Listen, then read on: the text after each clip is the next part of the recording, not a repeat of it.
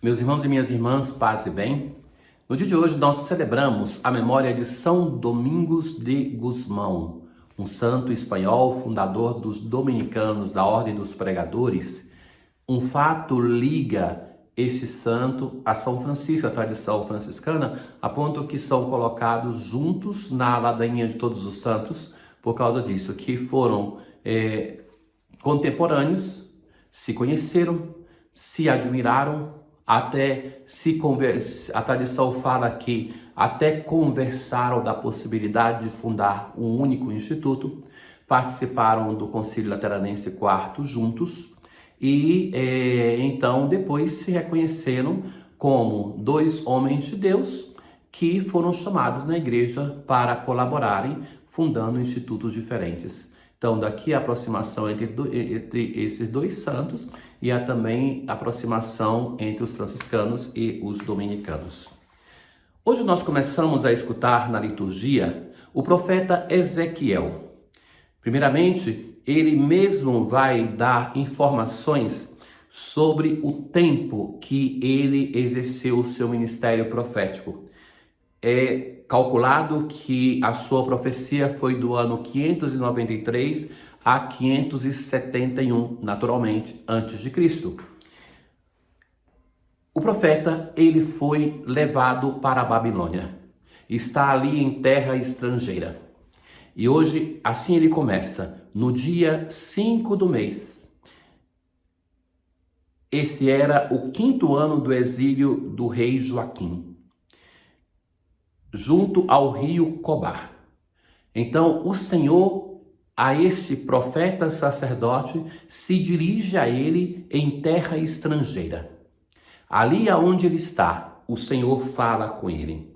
E ele tem uma visão apocalíptica, é um dos textos apocalípticos, o profeta Ezequiel, é um dos grandes profetas pela extensão da sua obra. Então, uma visão gloriosa aonde se vê toda a grandeza de Deus. Mas tem um momento que ele vê um filho do homem, uma figura com aparência humana. Daqui vem a expressão apreciada por Jesus, que Jesus se apresenta como filho do homem.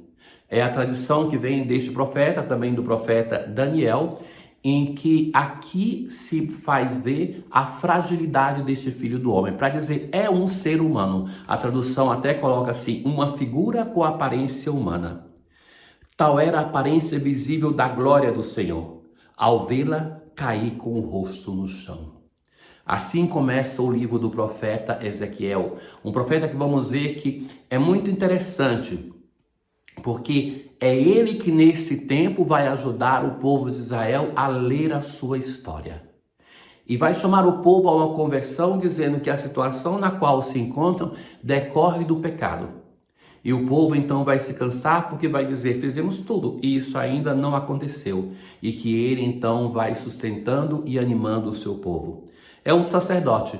Então, como sacerdote, ele estava acostumado a pensar a manifestação de Deus na glória do templo. E ali no exílio ele se encontra com o seu Senhor. Me faz recordar muito a história de um grande cristão luterano que esteve no campo de concentração de Auschwitz, o mesmo de São Maximiliano Kolbe, e que ele, Dietrich Bonhoeffer, ele falando da sua própria história de sofrimento no campo de concentração, ele vai dizer assim que em nenhum local ele aprendeu tanto sobre a fé e se encontrou com Deus como no campo de concentração de Auschwitz. Isso é surpreendente, né? Que um pastor luterano diga. Mas também Ezequiel é o profeta que sai do templo e se encontra com o Senhor na onde o povo de Israel pensava que Deus não poderia estar. Deus é capaz de surpresas e Ele nos encontra aonde nós abrimos o nosso coração para acolhê-lo. O Salmo responsorial de hoje, o Salmo 148. Louvai o Senhor, Deus dos altos céus. Louvai o anjos seus, legiões celestiais. Então o salmista começa a chamar todos os seres para louvar o Senhor. Reis da terra, príncipes, juízes, jovens, moços, rapazes, anciãos e criancinhas.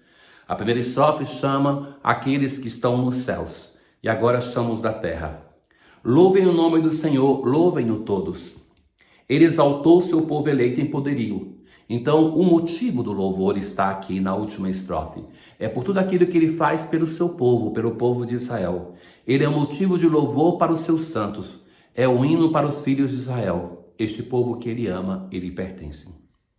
Na aclamação ao Evangelho de hoje, pelo Evangelho o Pai nos chamou a fim de alcançarmos a glória de nosso Senhor Jesus Cristo. Naquele tempo, quando Jesus e seus discípulos estavam reunidos na Galileia, ele lhes disse, é o segundo anúncio da paixão. Pela segunda vez, Jesus vai preparar os seus apóstolos para aquilo que ele vai passar. Ele vai dizer, o Filho do Homem vai ser entregue nas mãos dos homens. Eles o matarão, mas no terceiro dia ele ressuscitará.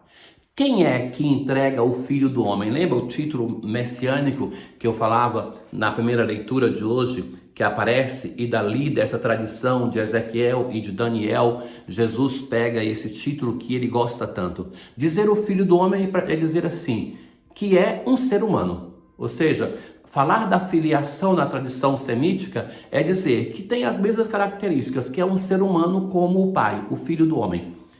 E aqui tem aquilo que se chama passivo teológico, porque fala assim, o Filho do Homem vai ser entregue, tá bom, mas entregue por quem? Então é Deus que entrega o seu Filho nas mãos da nossa humanidade. Não entregou para que ele fosse crucificado, para que morresse, mas entregou para que nós fôssemos salvos por ele. A humanidade quis matar o Filho de Deus, mas, enfim, ele vai dizer, o Filho do Homem vai ser entregue. Eles o matarão e ao terceiro dia ele ressuscitará. Então Jesus anuncia a sua morte e ressurreição. Lembra da primeira vez que Jesus anuncia, no capítulo 16, Pedro o reprova. Da segunda vez, não tem uma reação de Pedro, ninguém dos apóstolos reprova, mas tem uma tristeza. Os discípulos ficaram muito tristes. Então tem uma tristeza porque é difícil para eles entrar nessa dimensão de um Messias sofredor. Ali então Jesus volta da cidade do seu ministério, Cafarnaum, e ali os cobradores de impostos vão perguntar a Pedro, o vosso mestre não paga o imposto do templo? E Pedro vai dizer, sim, paga. Jesus depois vai dizer a Pedro, faz uma pergunta, quem paga os impostos? De quem os reis cobram? Dos filhos ou dos estranhos? Claro, que cobra dos estranhos. Então Jesus vai dizer assim, logo os filhos são livres, mas para não escandalizar essa gente, vai ao mar, lança um anzol e abre a boca do primeiro peixe que tu pescares. Ali tu encontrarás uma moeda. Pega então a moeda e vai entregá-la a eles, por mim e por ti. Então, Jesus que faz esse gesto, mesmo reconhecendo que o templo é a casa dele. Jesus, quando vai no templo, naquela ocasião, com os vendilhões, ele vai dizer o quê? Não façais da casa do meu pai um covil de ladrões. Então, Jesus reconhece que a casa, o templo é a casa do Pai, portanto é a casa dele. Mas vai dizer, para que eles não se escandalizem, para que não fiquem resmungando, murmurando, dizendo que Jesus está sonegando as taxas, então que Pedro faça esse gesto, esse pequeno milagre que Jesus faz, porque é um milagre que é pequeno comparado com outros, mas também para uma coisa que era para cumprir um gesto em relação ao templo. Irmãos caríssimos, o segundo anúncio da paixão nós ouvimos. Em todos os sinóticos nós temos esses três anúncios. É Jesus que se esforça para anunciar aos seus discípulos e a nós, que mesmo que já passamos pelo mistério pascal, já sabemos que ele morreu e ressuscitou, devemos ter consciência que é no crucificado que Deus manifesta para nós o seu rosto.